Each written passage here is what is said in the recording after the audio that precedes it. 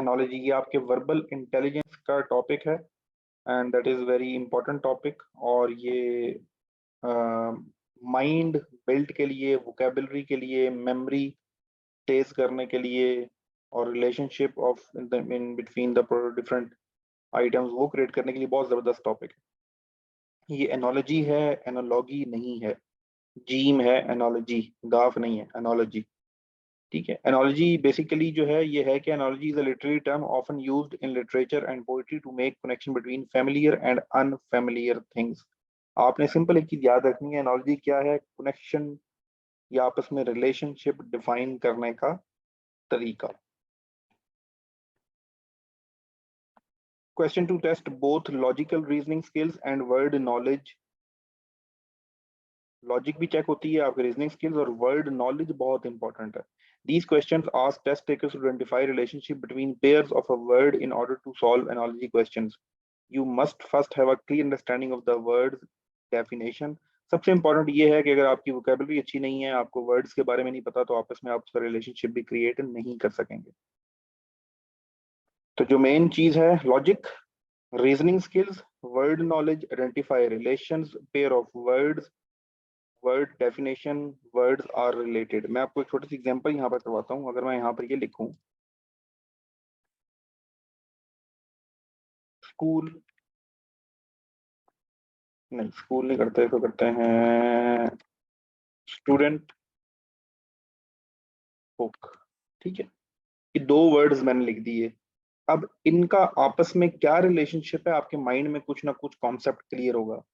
Student क्या करता है किताब के साथ, या किताब का क्या ताल्लुक है स्टूडेंट के साथ। तो ये सारी की सारी चीज यहाँ आपके माइंड में कोई ना कोई जो भी रिलेशनशिप क्रिएट हुआ है, ट्राई टू क्रिएट समथिंग, और इसका सेंटेंस बनाया जाता है नॉर्मली। अगर आप इसका नहीं कर पा रहे तो आपने क्या करना है, चैट आप लोगों की ओपन है, सिर्फ मुझे नजर आएगी। आप सब लोगों ने चैट में एक सेंटेंस टाइप करना है, इसका रिलेशनशिप शो करने की। इन दोनों को इस्तेमाल करें, इन दोनों वर्ड्स को इस्तेमाल करें अपने एक सेंटेंस में, तो आपको सारी चीज समझ आ जाएगी। जी, स्टूडेंट एंड बुक, इनका आपस में क्या रिलेशनशिप है? या तो ये टाइप कर दें या सिंपल कोई सेंटेंस बना दें जिसमें student is nothing without book. Okay, good. Mohammed Tahir का बड़ा जबरदस्त सेंटेंस आया है, student is nothing without book. ठीक है, student use book to learn something. Good, zoom user, student reads the book. Okay, a book is a friend of a student. Okay, thank you शेब नजीब। फैसल नदीम कहते हैं student read books in the classroom. Fine, जबरदस्त जी। बाकी लोग भी type करें, जल्दी जल्दी जल्दी जल्दी जल्दी जल्दी, जो माइंड में आ रहा है, जो भी माइंड में आ रहा है। Student reads a book to gain knowledge. Good, जबरदस्त। सबा रशीद ने लिखा है student reads a book gain knowledge. Book is the friend of student. चले, अब मैं यहाँ स्टूडेंट की जगह लिख रहा हूँ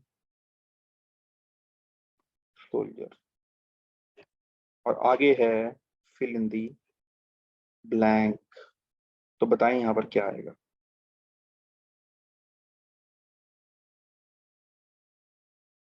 देखा, आपने फौरन से पहले जो है यहाँ पर गन या वेपन, एक ही बात है, गन वेपन।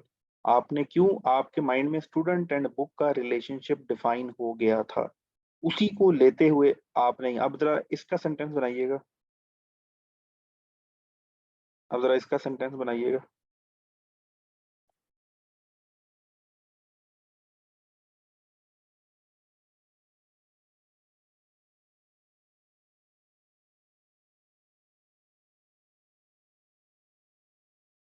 जी, सेंटेंस बनाएं कोई भी।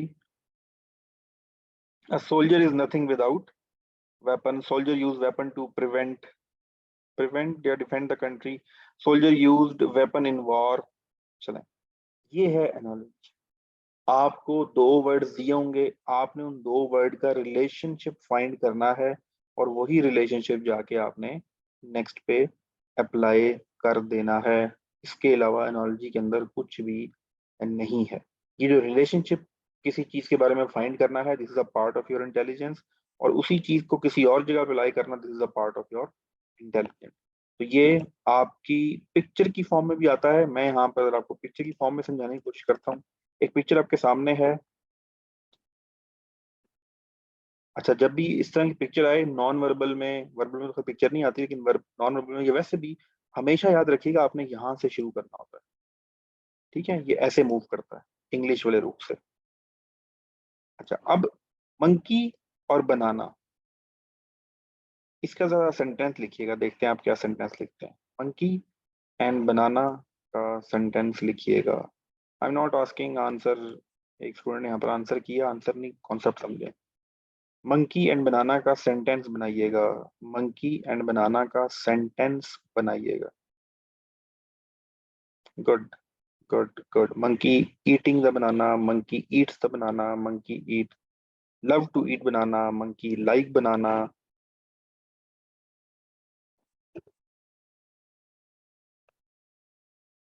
Monkey likes banana. I see monkey eating banana at Nathia Gali. चलें, ठीक है। मतलब रिलेशनशिप डिफाइन करना होता है सेंटेंस में। आपने इतना लंबा सेंटेंस होती है, चलें, गुड है। बस इसी तरह अब आपने नेक्स्ट देखें, जैसे ही आपने यहाँ ये डिफाइन कर दिया मंकी ईट्स बनाना या monkey like to eat banana, तो उसका मतलब है ये तो आउट हो गया। Rat don't like to eat, तो क्या कहते हैं, कैचर या कुर्की, उर्दू में कुर्की कहते हैं, मुझे भूल वो, trap, mouse trap. Rat like to eat carrot, no. Like rat like to eat cat, no, बल्कि cat like to eat cat, cat like to eat rat। rat like to eat cheese, paneer. ठीक है, चीज। तो right option is चीज। चूहे को चीज पसंद है, पनीर पसंद है।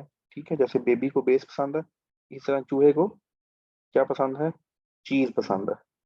ठीक है, और ये चीज जो है, आप बेकरीज में जाएं और खासतौर पे पिज्जा शॉप्स अगर कभी देखें जो सफाई नहीं रखते, वहां पर चूहे ना, 2-2 फुट के चूहे मैंने देखे हैं, 2-2 फुट के चूहे। डर जाता है इंसान उस चूहे को देखकर, इतने बड़े बड़े चूहे। तो वो चीज खा करके फूले होते हैं, तो ये चीज सबसे ज्यादा शौक से जो है चूहा खाता है। चलें,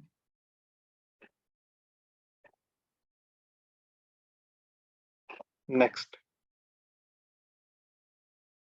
अच्छा, अब ये तो क्लियर हो गया, इसको लिखने का तरीका समझ लें। सबसे जो कंफ्यूजिंग चीज है ना इसके अंदर, वो इसको लिखने का, इसको तरीका समझ लें वो क्या होता है।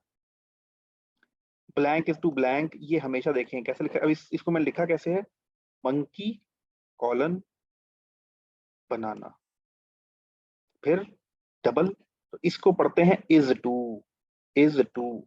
Monkey is to banana as, monkey is to banana as rat is to dash. तो ये इसको इज टू पढ़ा जाता है, इसको एज पढ़ा जाता है, इसको इज टू पढ़ा जाता है। यानी कि मंकी का जो ताल्लुक बनाना के साथ है, वही ताल्लुक रैट का इस चीज के साथ है। बंदर का जो ताल्लुक केले के साथ है, वही चूहे का किसके साथ है। ये है एनालॉजी लिखने का तरीका। दिस इज द वे, इस तरह से एनालॉजी लिखी जाती है।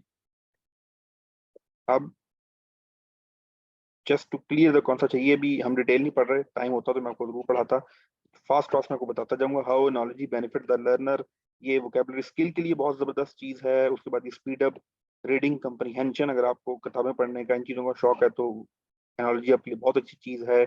उसके बाद address higher order thinking skills, ये हॉट्स के नाम से एक स्किल होता है। अगर आप अपने स्किल्स एनहेंस कर रहे होते हैं, तो पिछले नॉलेज की बेस पे आप अपना नया स्किल एनहेंस करते हैं। जब मैं आपको पढ़ा रहा होता हूँ तो मैं आपको ऐसी एग्जांपल दूंगा जो आपको ऑलरेडी पता होगी। ठीक है, जैसे मैंने अभी बेस वाली एग्जांपल दी है, आप में से काफी लोगों को पता होगी वो बेस वाली एग्जांपल क्या है। तो मैंने ये रिज्यूम किया कि आपको एग्जांपल पता है, उसकी बेस पे मैंने आपको नेक्स्ट नॉलेज देने की कोशिश की है। This is called higher order thinking skills. ये भी एनालॉजी से इंप्रूव होते हैं। डेवलप वर्बल रीजनिंग एबिलिटीज, ये जो वर्बल रीजनिंग एबिलिटी है, ये verbal reasoning ability, logical question, verbal intelligence, intelligence test, ये सब एक ही चीज के नाम है। वर्बल रीजनिंग का मतलब क्या है कि आप कोई भी जो प्रॉब्लम देखें, आपके पास रीजन हो कि ये इसका सोल्यूशन ये वाला क्यों है, तो रीजनिंग इसको कहा जाता है कि आप रीजनिंग कर सकें, लॉजिक दे सकें। एक और तफसील, इस तरह का सवाल नहीं आता, लेकिन जस्ट टू शो यू कि एनालॉजी हम डे टू डे लाइफ में भी यूज कर रहे होते हैं। इस वक्त आपके सामने एक कार्ट है, एक ट्रॉली है, उसको एक हाइट से छोड़ा गया है और उसके आगे एक बम्प है या जंप है, ऐसे करके। अब आपने मुझे ये बताना है क्या ये इससे क्रॉस कर जाएगा?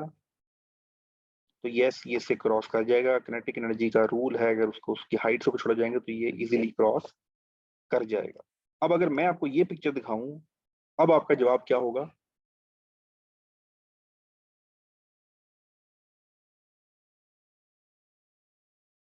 नो। ये भी एनोलॉजी की एग्जांपल है। डे टू डे लाइफ में हम अपने डिफरेंट सिनेरियो में, डिफरेंट सिचुएशंस में, डिफरेंट मामलात में, खुशी में, गमी में, किसी चैलेंज में, किसी कामयाबी में, किसी नाकामी में, हम डिफरेंट अपने रिलेशनशिप बना रहे होते हैं। अच्छा, अगर ये होगा तो ऐसे हो जाएगा, अगर ऐसे होगा तो ऐसे हो जाएगा। उसकी बेस पे फिर हम फर्दर डिसीजन करते हैं, फिर आने वाले चीज़ों के रिलेशनशिप डिफाइन करते हैं। इसलिए मैं आपको आज एक बहुत ज़बरदस्त आपकी इस पॉइंट में लाइफ में हमारे यहाँ एक चीज़ मानी जाती है, सुनते होंगे आप सब लोग, जो है वो है जी कास्ट सिस्टम। फिर हमारे यहाँ आता है कम्मी, कमीन, चौधरी। ये भी आपने सुना होगा। इसमें आप क्रीड कह लें, क्रीड कहते हैं तबका, क्रीड ही कहते हैं तबके को, चेक कर लीजिएगा वह तबका। अमीर, गरीब, बहुत अमीर, बहुत गरीब। अच्छा, ये कास्ट हो गया, क्रीड हो गया। बस हमारे यहाँ ज्यादातर यही है। बात सूपे लेवल की हम डिस्कशन नहीं करते।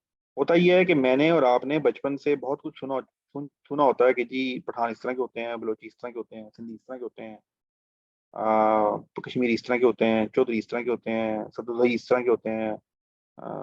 अपना पठानों के मुझे इतना ज्यादा कबाइल नहीं पता। वो इस तरह के कबाइल होते हैं, ये इस तरह के होते हैं जी। हमने बेतहाशा स्टोरी मामू से, चाचू से, नाना से, दोस्त से, यार से सुन सुन के हम एक pre defined pre defined filter लगा लेते हैं अपने दिमाग पर। ठीक है, आप सारी उम्र स्टोरी सुनते आए हैं, हम लतीफे सुनते आए हैं सरदारों के बारे में। आप फर्स्ट टाइम मेरे पास आए, मैंने आपको सरदार से मिलाया, आपके फौरन माइंड में अच्छा है सरदार है, ये तो बेवकूफ सही होगा। क्यों? आपने का ना तो एक्सपीरियंस किया है, ना आपका उससे कोई पाला पड़ा है, ना उससे कोई लेन देन किया है, but you already defined it. मैं आपको एग्जांपल देता हूँ। 2009 में मेरा एमबीए का सेमेस्टर वन था। तो मेरा जब सेमेस्टर वन खत्म हुआ तो उसमें कैफे में हम बैठे हुए थे, तो किसी ने को पीछे डिस्कशन हो रही थी कि यार वो ताहिर आसिफ मुनीर साहब हैं, आईटी के टीचर हैं, नेक्स्ट सेमेस्टर में बड़ा खड़ूस इंसान है, नंबर नहीं देता, ये करता है, बड़ा तंग करता है। अच्छा, मेरा भी पार्ट सेमेस्टर टू शुरू नहीं हुआ था। तो मैंने सुना अच्छा यार आसिफ मुनीर ऐसा बंदा है तो बड़ा खड़ूस है, बड़ा तंग करेगा। अब मैंने उस टीचर से ना पढ़ा है, ना मेरा उस टीचर से कोई एक्सपीरियंस है, लेकिन प्री एजम्पशन मैंने साथ लोगों का सुनी यार वो नेक्स्ट सेमेस्टर में जो है ना आसिफ मुनीर टीचर आएगा, सुना है बड़ा सख्त है। अब ये प्री एजम्पशन क्रिएट कर ली। सेशन स्टार्ट हुआ, बैच स्टार्ट हुआ, आसिफ मुनीर साहब पहले दिन क्लास में आए। तो मैं और मुझ जैसे सात आठ लोग जिनसे मैंने गुफ्तगू करके मैंने बता दिया था कि भाई साहब ये तो ऐसा है। अब वो आया, उसने पढ़ाना शुरू किया। 2 3 4 दिन गुजरे तो ये लोगों ने कहना शुरू किया, यार तू क्या बकवास कर रहा था, ये तो हमें कहीं से ऐसा नहीं लगता, ये तो बड़ा और तरह का टीचर है।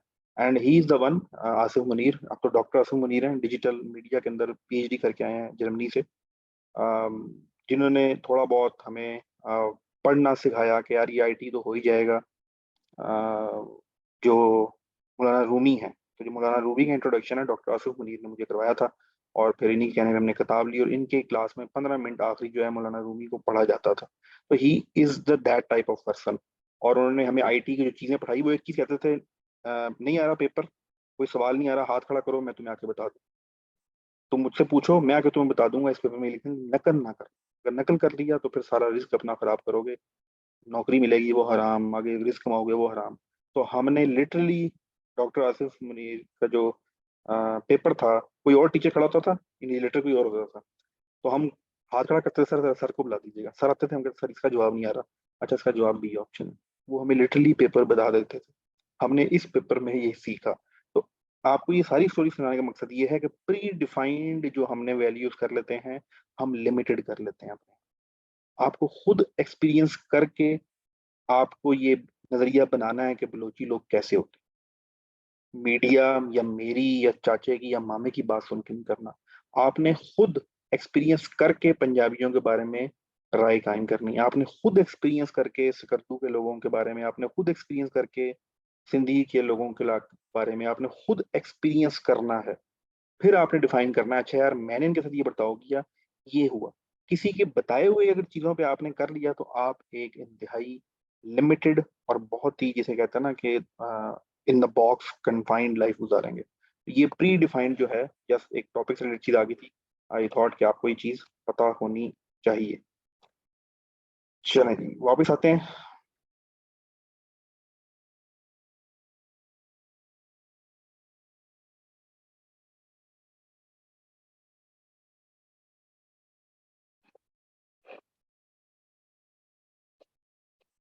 कि जी,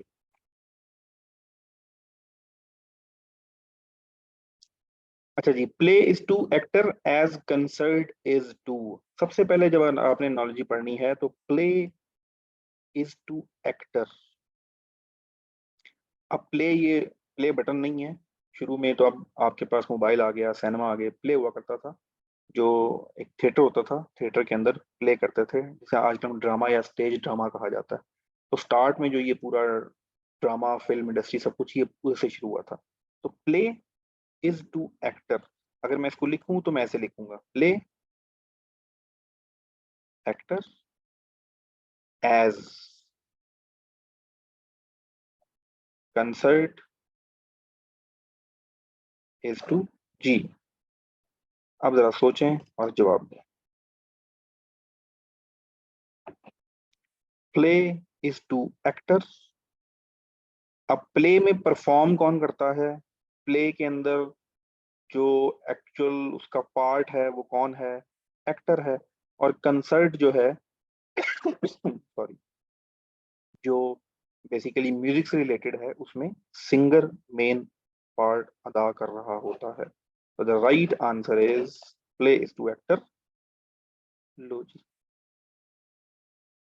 एज कंसर्ट इज टू। अब कंसर्ट आ गया, यहाँ पर सिंगर नहीं है, तो मोस्ट करीब तरीन कौन सा है? पियानो नहीं है, सिम्फनी नहीं है, परकशन नहीं है, तो आपके पास musician is the right answer. Singer भी हो सकता था, अगर सिंगर लिखा होता तो हम सिंगर करते, लेकिन musician is the right answer.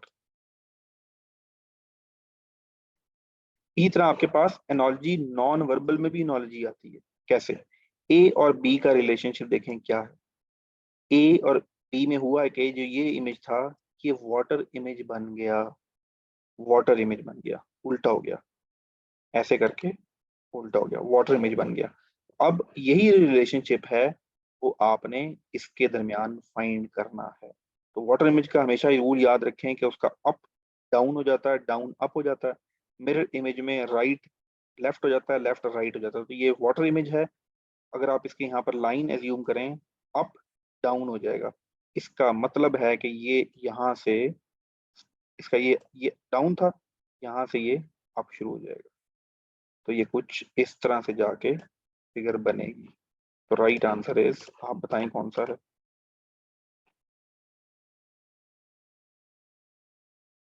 एक स्टूडेंट पूछ रहा है, sir kindly share what your profession. I am a teacher, this is my only profession. Past is past, now I am, past is past, present and future is I am teacher.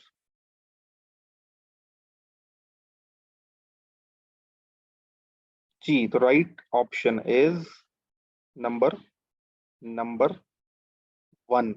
One is the right option. एक दो लोगों ने four किया है, four नहीं है, one है। आपने सिर्फ यहाँ से बिल्कुल इसके यहाँ से ड्रॉ करना शुरू, ठीक है, ये हो गया। चलिए नेक्स्ट। मैं खामोश हूँ, अब आपने जवाब देना है। अच्छा, ऑप्शन मैं आपको शो करा देता हूँ। ब्लैक डॉट्स की जगह चेंज नहीं हुई, ओके, लेकिन जो नीचे लाइंस थी वो वाटर इमेज में कन्वर्ट हो गई। बिल्कुल इसी तरह सी के अंदर जो शेप है, उसके अंदर डॉट्स की शेप चेंज नहीं होगी, लेकिन आपके पास जो लाइंस हैं वो रिवर्स हो जाएंगी, वो ऑपोजिट हो जाएंगी। तो right option is 3 is the right option. जो लोग 4 कह रहे हैं वो जरा गौर करें 3 और 4 में क्या फर्क है। 3 is the right answer. Next 1 में क्या आएगा, आपने टाइप करना है। तो ये जो ब्लैंक है ये बाद में भी आ सकती है, पहले भी आ सकती है। आपने ग्रेन एंड ग्रेल को देखना है। ये इतना ट्रेल बना हुआ है, ट्रेल कैसे बना है, कौन सा वर्ड था जो ट्रेल बन गया। तो ग्रेन से ग्रेल बना था, एन बिकम्स एल, यहाँ पर एक एल ऑलरेडी बन चुका है, इट मीन्स के एन जो है वो बिकम्स एल है, तो यहाँ पर train is the right answer. Next है 4 is to 6 as dash is to 16। 4 is to 6 as dash is to 16, very easy, numeric में भी आती है एनालॉजी। 14 सिंपल 14, 4 में 2 जमा करें 6 आ जाता है, इतना दो किस में 2 जमा करेंगे तो 16 आएगा, राइट। नेक्स्ट वन इज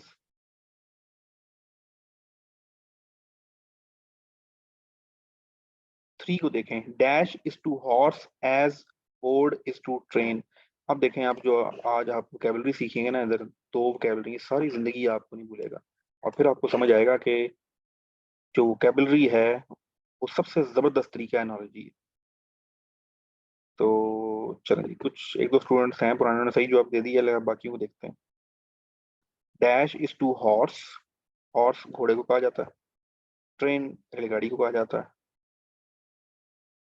चलो जी एक ऑप्शन आ गया, काफी ज्यादा लोग ठीक जवाब दे रहे हैं।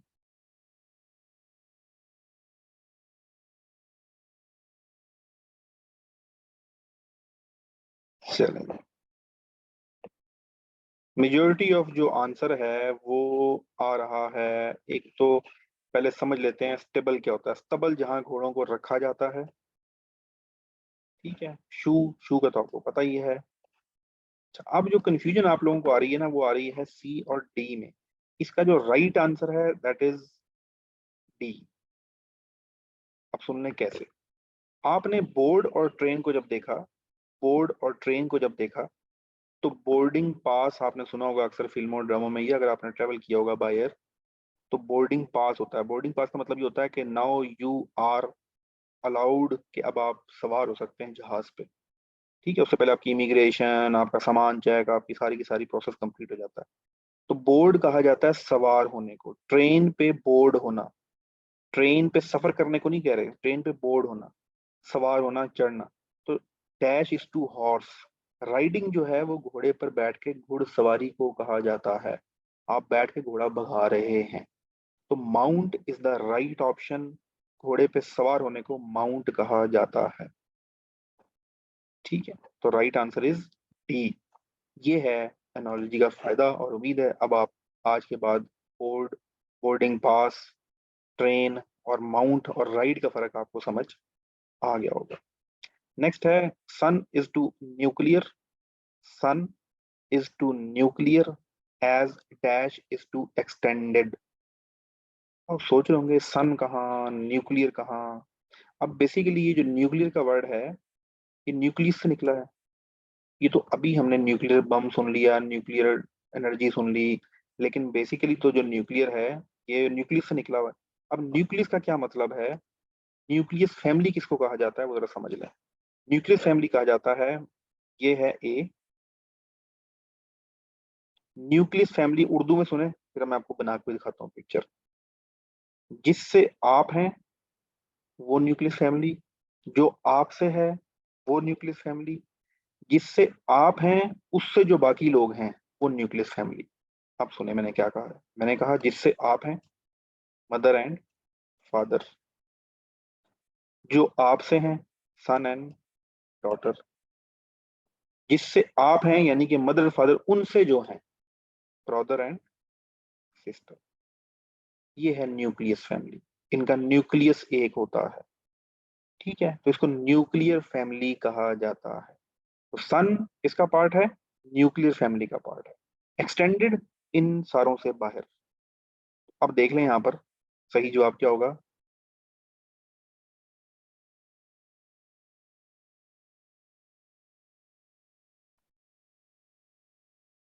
ठीक है, तो ये है एनालॉजी के कुछ क्वेश्चंस। एनोलॉजी की आप लोगों को वैसे तो इतने मुश्किल एनोलॉजी नहीं आती, लेकिन आप लोगों के साथ में शेयर, आई एम नॉट, मैं प्रॉमिस नहीं करता कि मेरे पास बुक है जिसके अंदर 500 एनोलॉजीज हैं। 5 PDF बुक है, 500 एनोलॉजी। वैसे तो उसका टेस्ट भी है हमारे पास 200 एनोलॉजीज वाला, लेकिन 500 एनोलॉजीज है। ये मैं आपको PDF ग्रुप में फॉरवर्ड कर दूंगा ढूंढ के, नहीं भी होगी तो कहीं डाउनलोड कर लेते हैं, अपने पास रख लें और इसको पढ़ते रहा करें। कभी खोल ली, प्रिंट करा के रख लें तो क्या ही बात है। इससे बेहतरीन वोकेबलरी ठीक करने की बुक नहीं है। 1 मिनट दें, मैं देख लेता हूँ, शायद मेरे पास कहीं रखी हो, तो मैं आपको अभी खोल के दिखा भी देता हूँ। डाउट है कि नहीं होगी, लेकिन शायद यू आर लकी कहीं निकली है।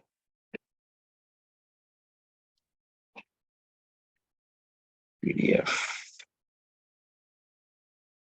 500 नॉलेज।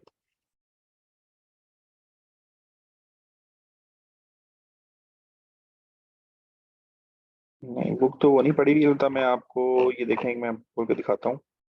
ये हमारे पास ऑलरेडी रखा हुआ था।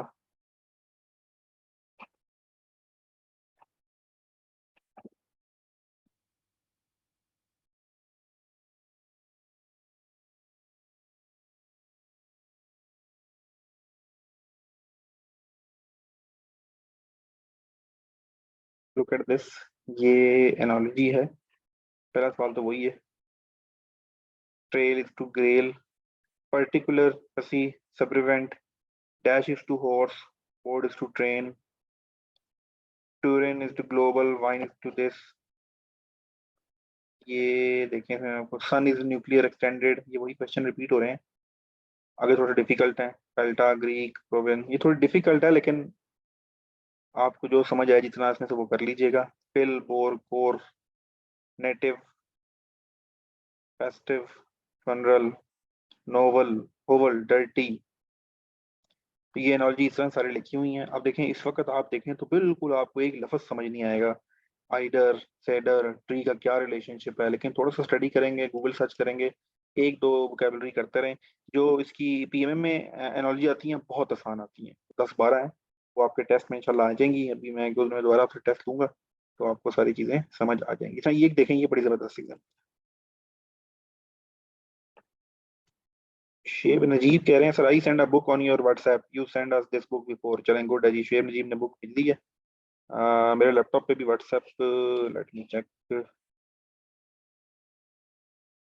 देख लेते हैं। अजी देखें, 28 number, diamond is to baseball. यहाँ से आज आपका इतना जबरदस्त कॉन्सेप्ट क्लियर होगा ना। Diamond is to baseball as court is to, आज जी, डायमंड इज टू। अब अगर आपने कभी बेसबॉल देखा हो और अगर आपको याद हो या पता हो, आर्मी में जाएंगे तो इंशाल्लाह आप बेसबॉल जरूर खेलेंगे। वहाँ क्रिकेट का रवाज नहीं है, लेकिन बेसबॉल आप जरूर खेलेंगे आर्मी में। तो बेसबॉल का जो ग्राउंड है या बेसबॉल का जो खेलने की जगह है, जो उसका लैंड मार्क किया जाता है, वो डायमंड शेप का होता है, तकरीबन ऐसे होता है, कुछ इस तरह से मिलता जुलता होता है, ठीक है। बेसबॉल का कुछ इस तरह से अहाता या कुछ इस तरह से इसकी जगह होती है। तो कोर्ट किसके लिए इस्तेमाल होता है? स्कॉश के लिए, स्कॉश का कोर्ट होता है, ठीक है। स्पोर्ट्स हैं दोनों, और स्कॉश यहाँ पर आएगा। इतना कोई एक और आपको दिखा देते हैं, थोड़ा सा आसान वाली, काफी अजीब अजीब सी वे हैं यहाँ पर। This is not a time कि आप ये 500 वाली बुक पढ़ें। अगर आपके पास एक्स्ट्रा टाइम है तो बाद में पढ़ लीजिएगा, लेकिन एक अच्छा रिसोर्स है, रख लीजिएगा अपने पास। हाँ हाँ हाँ हाँ, चलिए, और कौन सा है, कोई आसान सा देखते हैं।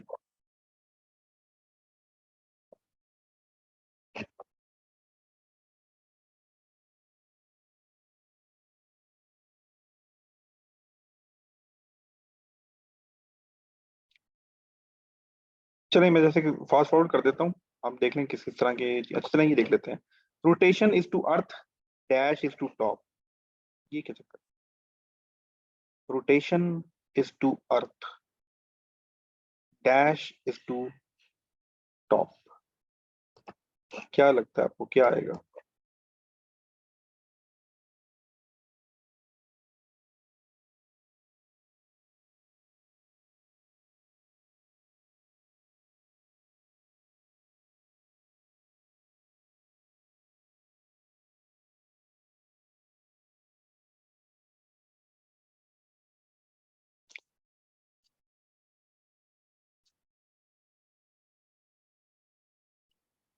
देखें, एक चीज याद रखिएगा, इसको एक और तरह से समझ लें। यहाँ पर ना जो चीज भी आ रही है ना, उसके बाद एक प्लेनेट या एक अर्थ या कोई एक तारे का नाम आ रहा है। तो यहाँ पर ये नहीं हो सकता कि सन आए। पहली चीज तो समझ लें पक्का। ठीक है, तो ये चीज यहाँ पर ये नहीं हो सकती। दूसरा, अब आपकी जरा वोकेबलरी ठीक करते हैं। ये टॉप जो है ना, ये टॉप जूस नहीं है, या ये टॉप ऊपर वाला नहीं है, ये लट्टू है। लट्टू, उसको भी टॉप कहा जाता है। अब जरा जवाब दें इसका।